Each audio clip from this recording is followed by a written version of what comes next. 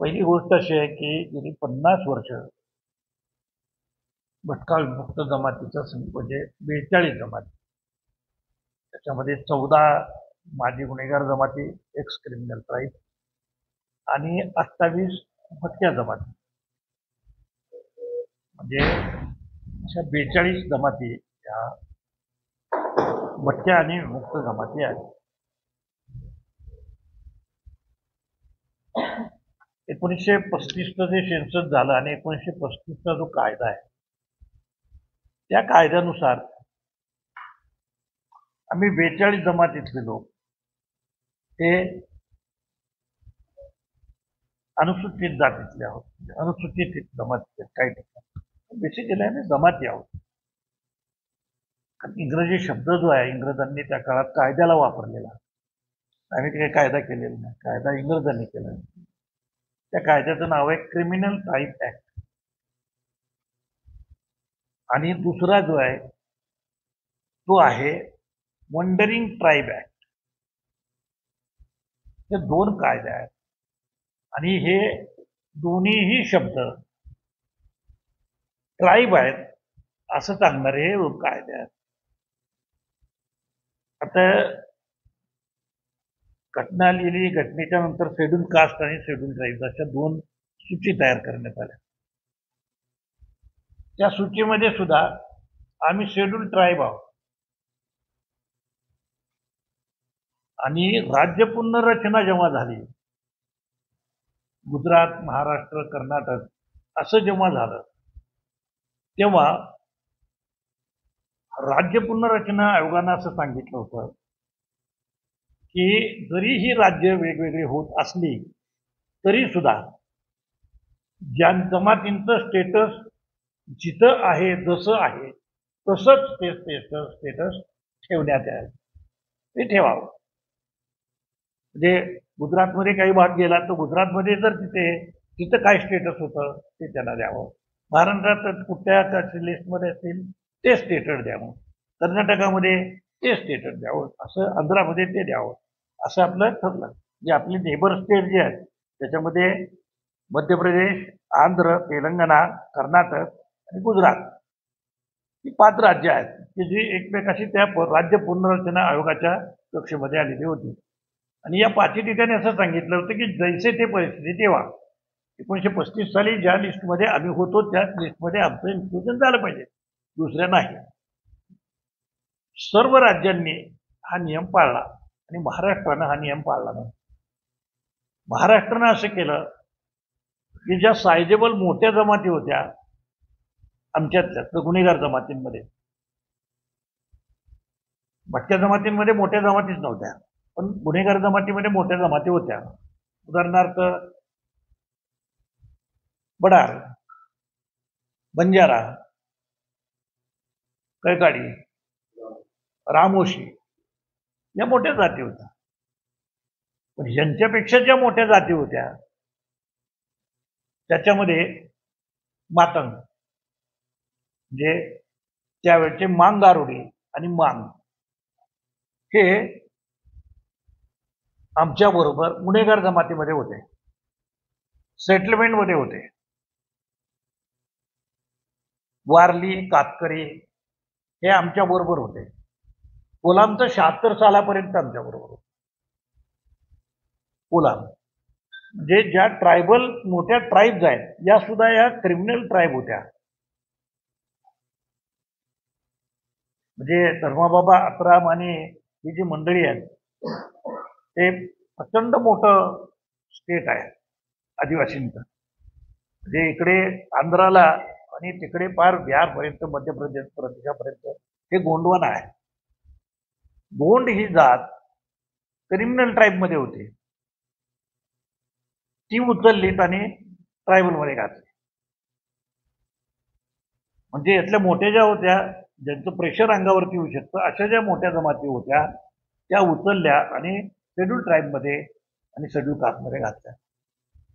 आणि ज्या बारक्या बारक्या जाती होत्या त्यांना वाऱ्यावर सोडून दिलं. वस्तुतः कायद्याप्रमाणे यांचं इन्क्लुजन कुठं व्हायला पाहिजे होतं, ज्या त्या ट्राईबमध्ये जिथं कुठं असतील तिथं ते व्हायला पाहिजे होतं ना. ते इन्क्लुजन झालं नाही. यांच्यासाठी काय केलं 60 साली 61ला यांच्यासाठी थाडे कमिशन नेमलं आणि त्या कमिशननं यांच्यासाठी 4% राखीव जागा राखीव ठेवल्या शिक्षणामध्ये आणि नोकऱ्यांमध्ये. यांचं वेगळेपण केलं. आता त्यावेळी आमचं कोणी जागा असण्याचा विषयच नाही. आज जर आमचं शिक्षण हे 0.76 असं असेल तर त्या काळात आमचं कुठेच बोलणार नव्हतं. आम्हाला कुठं घातलं, कुठल्या याद्यात घातलं, काय केलंय काही समजायचा मुद्दा नव्हता. ही जबाबदारी राज्यकर्त्यांची होती आणि ही जबाबदारी त्यांनी ती पार पाडली नाही. मी जेव्हा राज्यकर्ते त्यावेळी कोण होते हे तपासलं, त्यावेळेला बाळासाहेब थेर हे महाराष्ट्राचे मुख्यमंत्री होते आणि मोरारजी देसाई हे सर्वेसर्वा होते.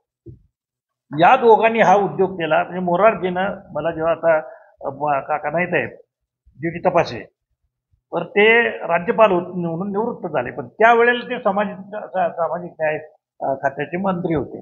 समाज कल्याण त्यावेळेस समाज कल्याणचे मंत्री होते. ते रिटायर झाल्यानंतर त्यांना मी असं विचारलं की असं कसं काय तुम्ही केलं आणि ते इतकी गरीब माणसं राहून गेलो मागे आणि आमच्याबरोबर मातंग होते त्यांना तिकडे घातलं तुम्ही, आम्हाला का नाही घातलं? मांगारोडेनं घातलं, हे आमच्या बरोबर होते की नाही सेटलमेंटमध्ये, त्यांना का नाही घातलं? तेव्हा त्यांनी मला सांगितलंय बघ, म्हणले आता मी ना राजकारणात नाही, आता तुला खरं सांगतो. बरोबर खरं सांगितलं. ते म्हणाले मोरारजीनं बोलवून घेतलं मला आणि मला असं सांगितलं कुणाला किती द्यायचं आहे ते आंबेडकर नाही ठरवणार आहे, हे इथं मी ठरवणार आहे. मी सांगतो ती माणसं त्या लिस्टमध्ये घाल, म्हणजे यांना किती सत्ता द्यायची आहे ते आधी ठरव आणि त्याप्रमाणे त्या यादीमध्ये कुणाला घालायचं ते ठरव. मग किती द्यायचं ठरलं तर एसटीला आणि एसटीला दोघाला मिळून 20% द्यायचं ठरलं. 20%पेक्षा यांची पॉप्युलेशन जास्त होत असेल तर ती कट कर आणि ओपनमध्ये दे टाकून. तेव्हा म्हणले आमचं कोणाचंच काही चालत नव्हतं मोरारजींच्या पुढे. मोरारजीने हा सांगितल्याच्या नंतर माझ्या पुढे काय पर्याय राहिला. मी त्यांना एवढंच म्हणलं की ही बारकी माणसं आहेत आणि बारक्या जाती आहेत, तर हे कसं करता येईल नाही का? ही गरीब माणसं आहेत आणि ही सगळ्यात मागं पडलेली सेटलमेंट मधली माणसं आहेत, यांना कसं ना करता येईल? तर ते असं म्हणाले, मराठी छान बोलायचे मोरारजी. ते असं म्हणाले की तुला काय करायचं आहे? जेव्हा हे उभे राहतील आणि हक्क मागायला येतील ना तेव्हा 100 वर्ष निघून गेलेले असतील हे जागे व्हायला. तू कशाला जागा करतेस? त्यांना गप्पे. आणि 20%च फक्त जागा अनुसूचित जाती जमातींना महाराष्ट्रामध्ये मिळाल्या. फक्त त्याच्या अगोदर आमची पॉप्युलेशन किती होती? 52 साली जी आमची पॉप्युलेशन होती ती किती होती? आम्हाला रिझर्वेशन किती होतं? 18%. आम्हाला 18% रिझर्वेशन होतं. त्यातलं फक्त 7% आदिवासींना दिलं. आता आम्ही हे विचारतो की उरलेले 11% कुठे गेले? 1907च्या पूर्वी राज्य पुनर्रचना होण्याच्या अगोदर जर आम्हाला रिझर्वेशन 18% होतं तर आमचं 11% रिझर्वेशन कुठं गेलं? आम्ही कुठं गेलो? या प्रश्नाचं उत्तर राज्यकर्ते देत नाहीत. ते एवढंच म्हणतात नाही तुमच्यावर अन्याय झालाय, तुमचं केलं पाहिजे. आलं का? तर कवा केलं पाहिजे?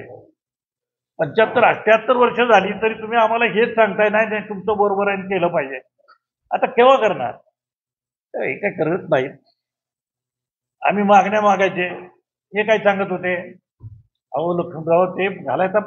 अगदी माझे मित्र सुद्धा मुख्यमंत्री होतेच ना, शरदराव असतील किंवा सुशील कुमार असेल, हे तर माझे मित्र, जवळचे मित्रही मुख्यमंत्री होते ना, पण काय सांगत होते?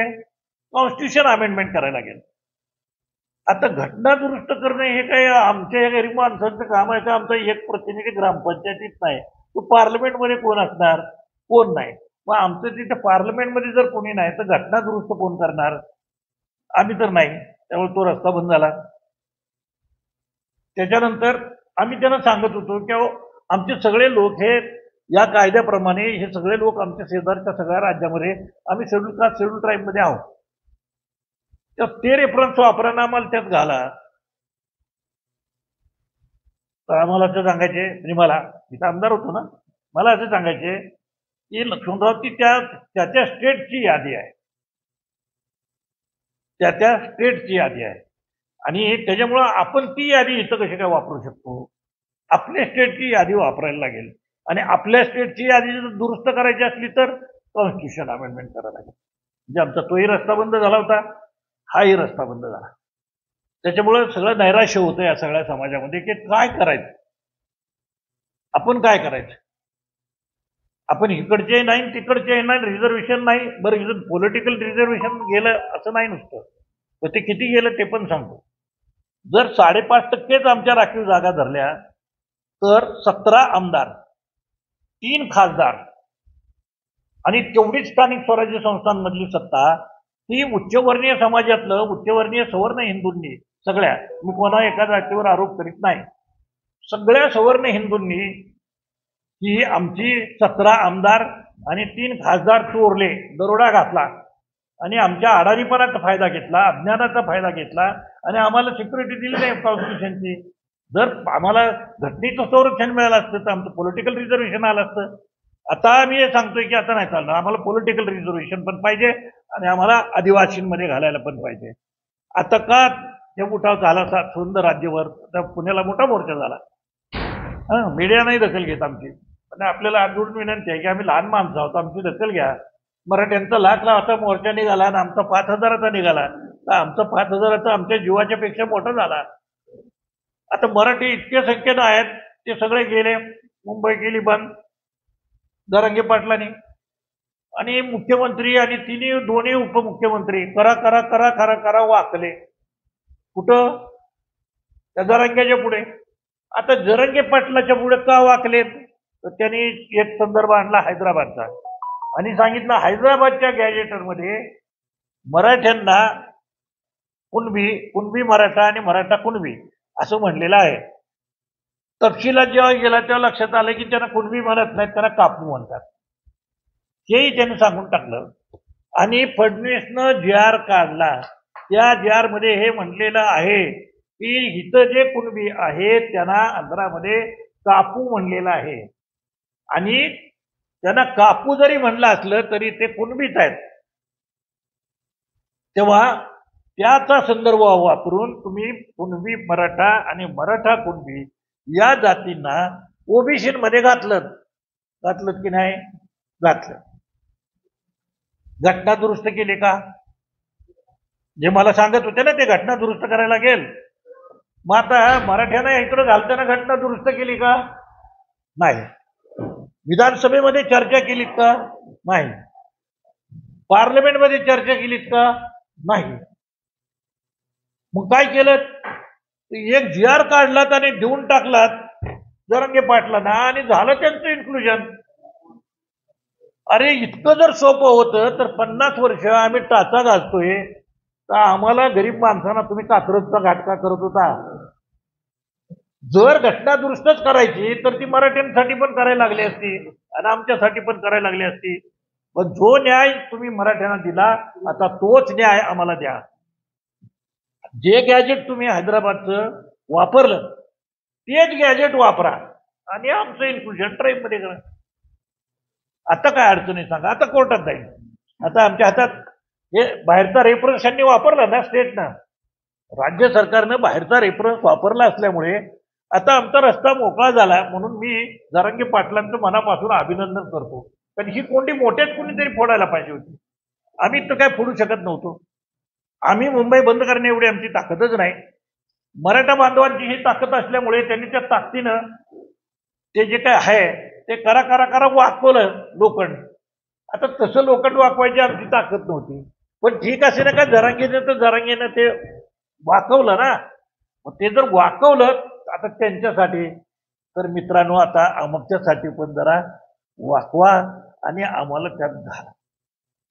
आता त्याच्यात घालताना आम्हाला कुणाचं काही काढून द्या अशी आम्ही मागणीच करत नाही. आमची मागणी सरळ आहे. आम्हाला 5.5% जागा ज्या राज्य सरकारनं आज दिलेल्या आहेत, ज्या आमच्याकडे आता आहेत, या 5.5% जागांना घ्या आणि आदिवासींमध्ये आमचं इन्क्लुजन करा. त्यांचे 7% हात लावू नका आमच्यासाठी. आम्हाला त्यातलं काही देऊ नका. त्यांच्या प्लॅन मधलं आम्हाला काही देऊ नका.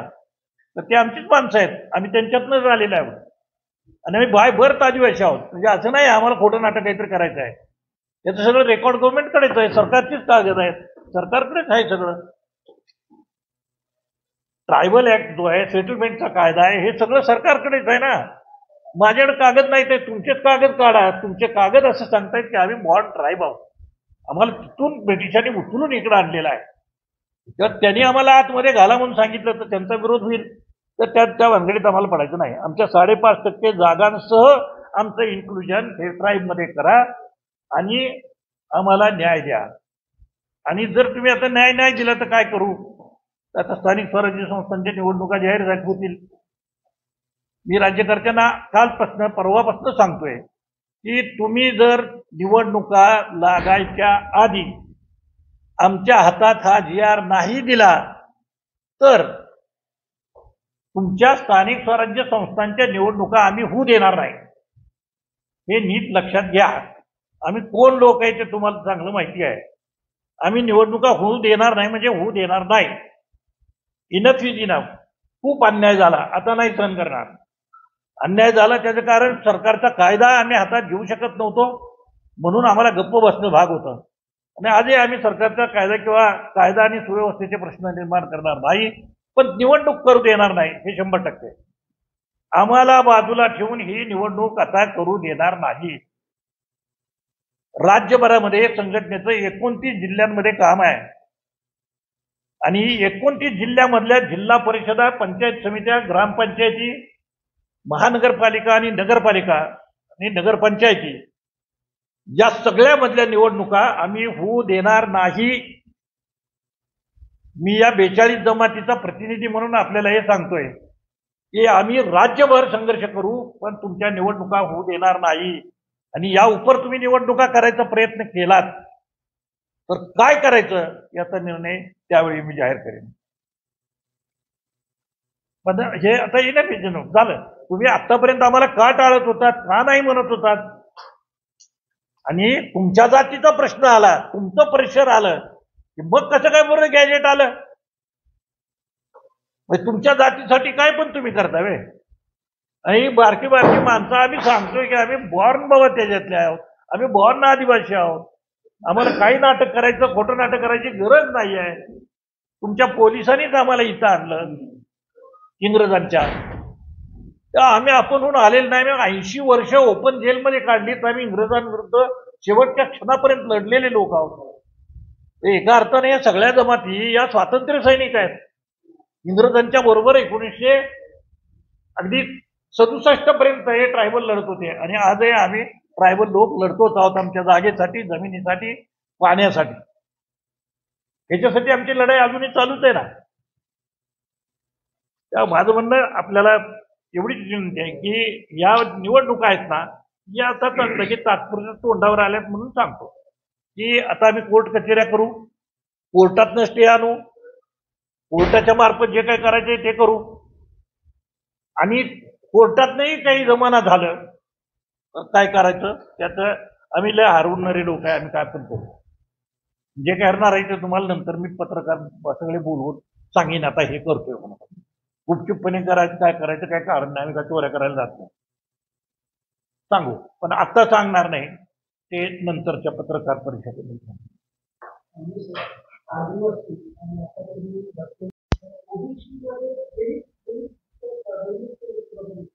तो मुद्दा राहिला. सांगतो तो मुद्दा माझा सांगायचा राहिला. याने काय केलं, मंडल आयोग. आता मंडल आयोगाच्या अंमलबजावणी करा याच्यासाठी मी किती वेळा तुरुंगात गेलो असेल मंडल आयोगासाठी. तेव्हा मंडल आयोगासाठी ओबीसी नव्हते लढत कोण होतं मंडल आयोगाच्यासाठी? इतिहास काढून बघा. आम्ही सगळे जयभीमवाले लढत होतो मंडल आयोगाच्यासाठी लागू करा म्हणून.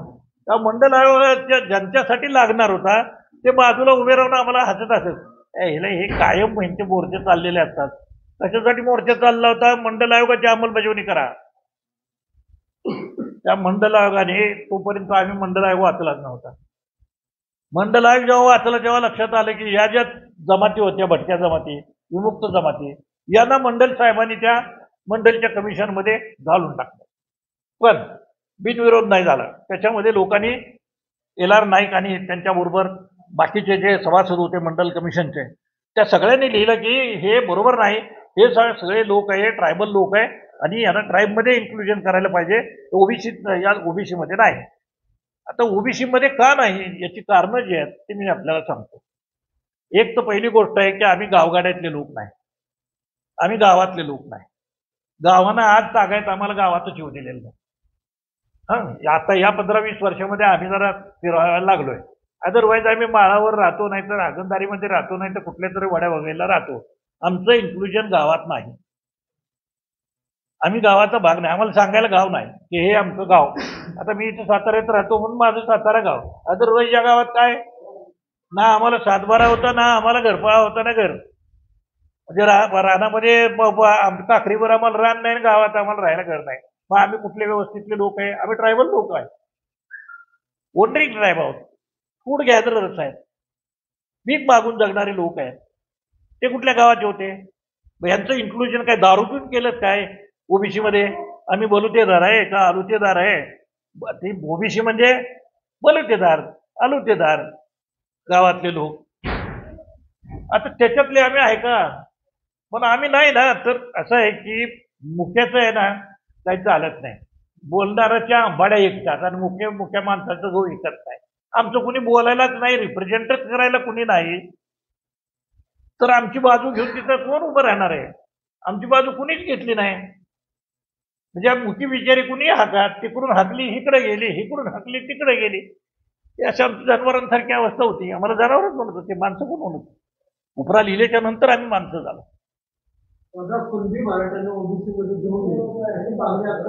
नाही हो, आम्हाला कुणब्यातनं बाहेर काढा. आम्ही बलुतेदार नाही.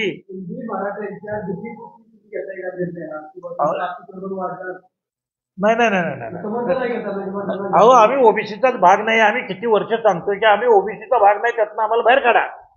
ते आज मराठी आत आलेत म्हणून सांगत नाही. आमची पहिल्यापासूनची मागणी आहे. आम्ही ओबीसी नाही, बलुतेदार नाही, आम्हाला बाहेर काढा. तर त्या गर्दीत आम्हाला काय मिळणार? आता ते ज्याने गॅजेट आणून सरकारनं मान्य केले, अभि मेरा क्या प्रॉब्लेम आहे? मराठ्यांना देऊ दे, नाहीतर आणखीन कुणाला देऊ दे, मेरे को प्रॉब्लेम नाही आहे. माझा मराठ्यांच्या मला कोणाच्याच सवलतींबद्दल विरोध नाही. ज्यांचा अधिकार असेल तो त्यांना मिळाला पाहिजे. अधिकार आहे की नाही बघायला कोण आहे? ते की न्यायालय बघून घेतील ना, काय करायचं. आता आम्ही बारके माणसं आहे. ऐका,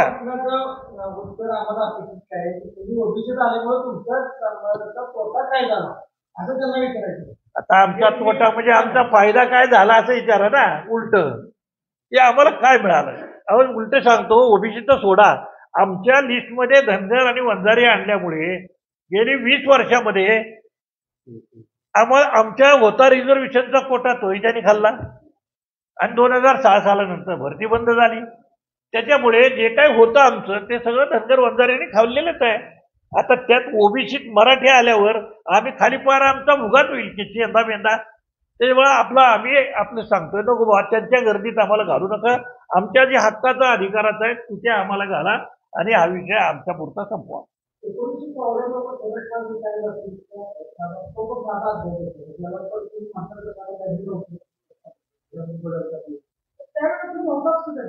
मी विधिमंडळात आमदार होतो आणि इतका माझ्या एवढा दंगा या विषयावर फोन केला नाही.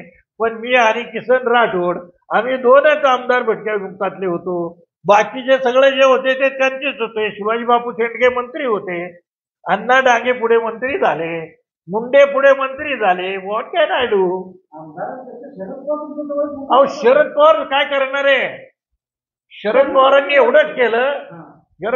एवढंच केलं की हे सगळं प्रेशर आल्यावर ते म्हणाले, जेव्हा मी सभागृहात फ्लोअरला बसलो तेव्हा टिळक मला म्हणाले की लक्ष्मणराव असं करू नका, फ्लोअरला नका बसू, वरती बसा. नाही म्हणलं, आमची लायकीच नाही, तुम्ही आम्हाला मोजतच नाही तर आमची काय लायकी आहे? म्हणलं मी अजून बाहेर दारात बसलो नाही.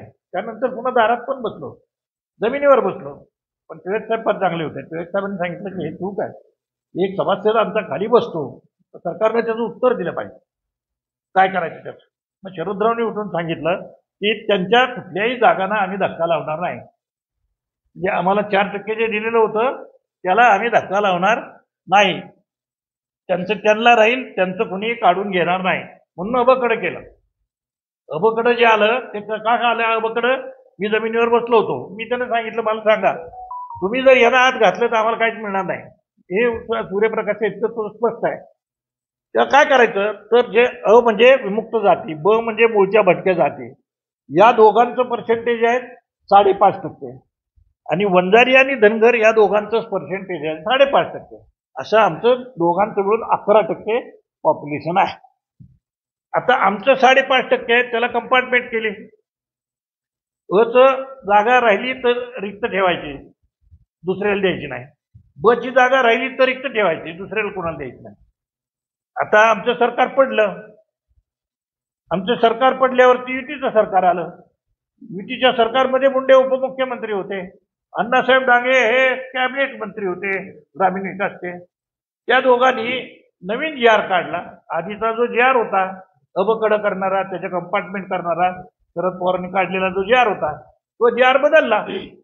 आणि अ नाही मिळालं तर ब घ्या, ब नाही मिळालं तर क घ्या, क नाही मिळालं तर ड घ्या, अशी व्यवस्था केल्यामुळे अ आणि ब चं एज्युकेशनचं पर्सेंटेज 0 असल्यामुळे त्यांचा सगळा बॅकलॉग, त्यांच्या सगळ्या राखीव जागा या क आणि ड म्हणजे धनगर आणि वंजारीने खाल्ल्या. ही सगळी गोष्ट आहे ना. तेव्हा हे मी करून घेतलं नव्हतं आमचं प्रोटेक्शन, असं नाही, होतं केलेलं. पण पुढे मोठ्या जातीचे पुढारी तिथे जागेवर आल्यावर सत्तेच्या, बाकी काय करणार आहे कोण? आम्ही लय मोर्चे काढले, काय करणार त्यानं? दुसरं मी जे माझ्या त्या काळामध्ये हे मिटवलं, वंजारी आणि बंजारी हे वच्या मध्ये एक रेग ओढली ना, ते ब होत आहे. आमच्या जागा तर कशा कशा पळवल्यात ते तर आता स्वतंत्र विषय आहे. वच्या पोटात रेग ओढली की ब होत आहे, वंजारीचं बंजारी होत आहे.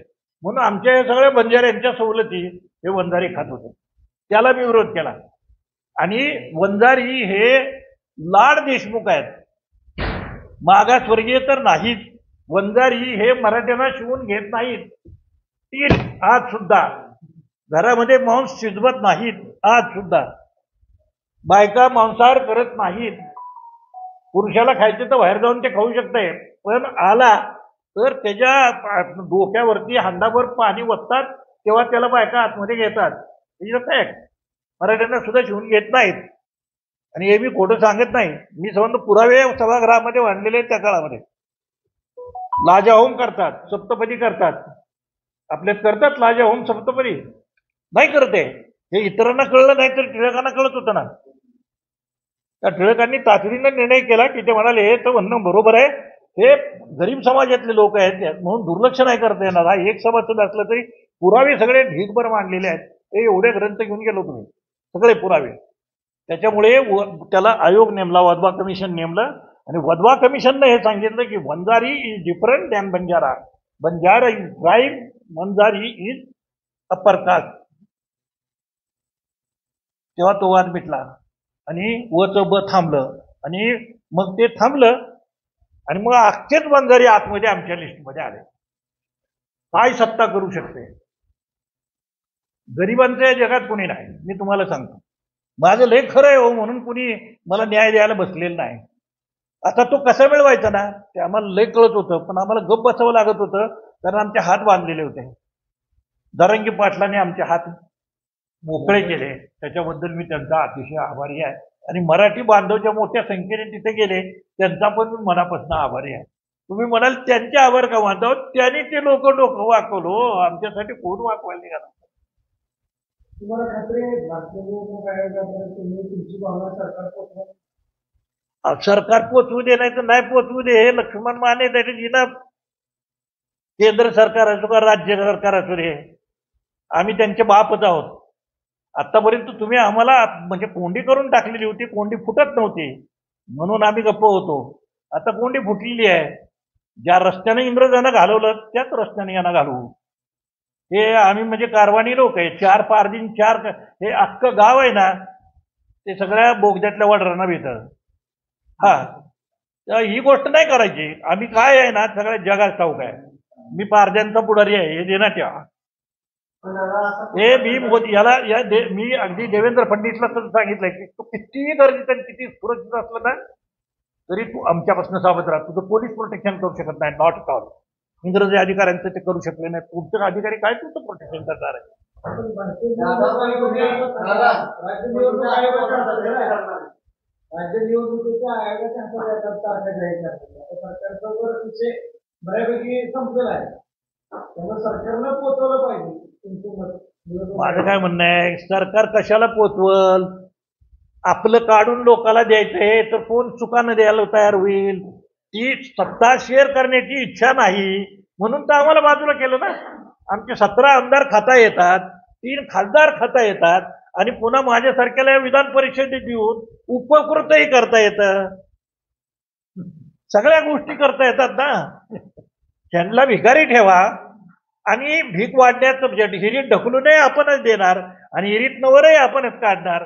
याला सवर्ण हिंदू मानसिकता म्हणतात. हा जो मनुवाद आहे याला मनुवाद म्हणतात. तो एकट्या ब्राह्मणांच्या हातात डोक्यात नाही आहे. हा मनुवाद सर्व जातींच्या डोक्यात आहे. आपल्यापेक्षा त्याचं वाटोळं झालं तर काही चिंता नाही. म्हणून सांगितलं की विहिरीत कोण ढकलणार? हेच ढकलणार. आणि विहिरीतनं बाहेर कोण काढणार? हेच काढणार. आणि पुन्हा आम्ही पाटलाचे गोडवे का गाणार? तर पाटलाने आपल्याला हिरीतनं वर काढलं. अरे पण त्याच पाटलाने तुम्हाला हिरीत टाकलं होतं ना. कुणी टाकलं आम्हाला हिरीत? मोरारजीने टाकलं काय? म्हणत आम्हा संघर्ष काय करणार हे मी पुढच्या पत्रकार परिषदेत सांगेन. निवडणुका तर जाहीर होऊ दे. निवडणुका जाहीर झाल्या की मी तुम्हाला सांगतो मी काय करणार आहे.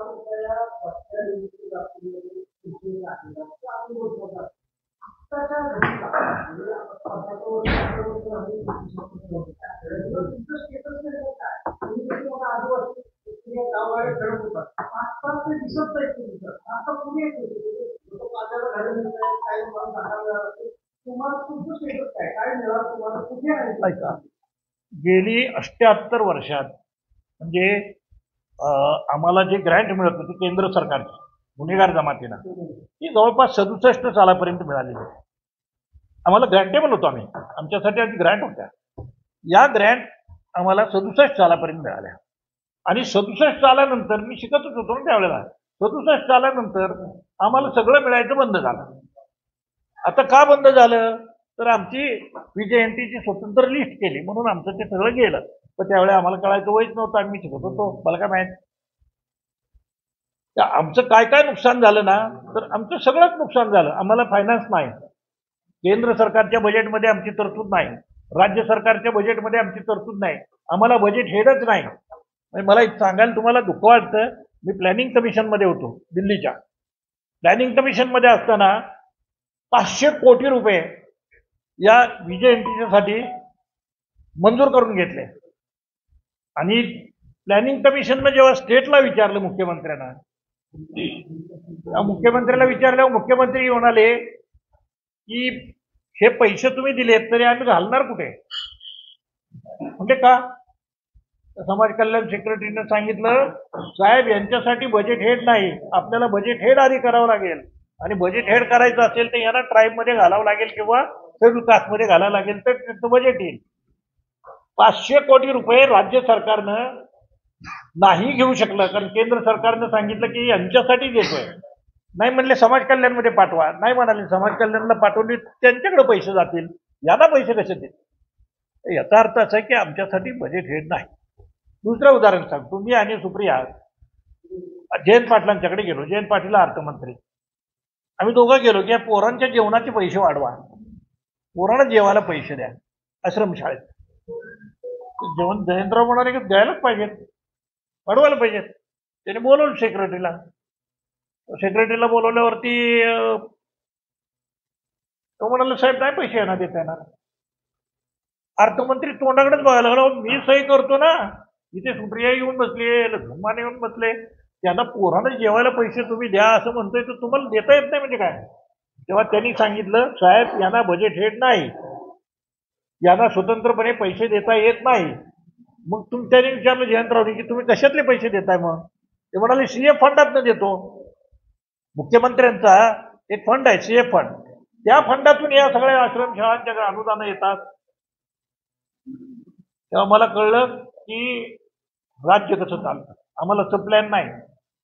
आमची पॉप्युलेशन आदिवासींनी एवढीच आहे, पण टोटल आदिवासींची संख्याच कमी करण्याच्यासाठी आमचा रस्ता वेगळा केला आणि त्यातनं आम्हाला बाहेर काढलं. त्यात आमचं इन्क्लुजन करायची आमची मागणी नाही. आम्ही ऑलरेडी होतो त्याच्यामध्ये.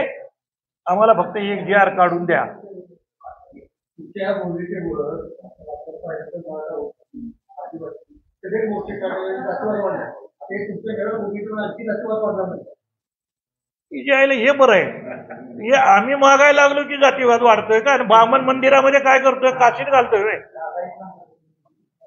अरे जातीवाद ब्राह्मण वाढवतात. खालच्या समाजातल्या आम्ही काय जातीवाद वाढवणार? तुम्हीच उलट आमच्या जाती पाळता. वी म्हणजे नॉट पर्सन. तुम्हीच आम्हाला मंदिरात येऊ देत नाही. तुम्हीच आम्हाला मंदिर आमच्याकडनंच बांधून घेता. मंदिर कोण बांधते? आम्ही बांधते. मग देव कोण घडवते? आम्ही घडवते. हागणदारीमध्ये तुमच्या देवाला कान डोळे कोण काढते? आम्ही काढते. आणि साल पाणी बामण टाकतो, मंदिरात नेऊन बसवतो का त्याची प्राणप्रतिष्ठा होते. दुनियेत कुठं दगडामध्ये देव गेलाय असं दुनियेत कुठं झालं या देशात होते. कारण या देशातल्या बामणांच्या पाण्यात लय सामर्थ्य आहे. ते टाकलं की लगेच देव घुसतो आणि देव बामणांना भेटो. त्याच्यामुळे तुम्ही आम्ही कसं जातीवाद वाढवणार?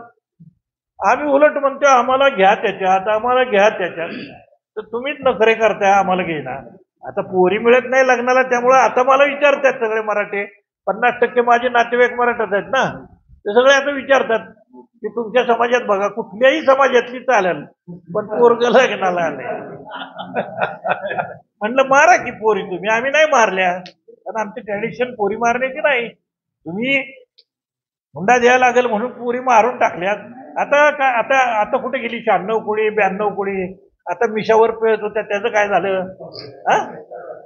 आता कुठल्याही जातीतली चालते वे.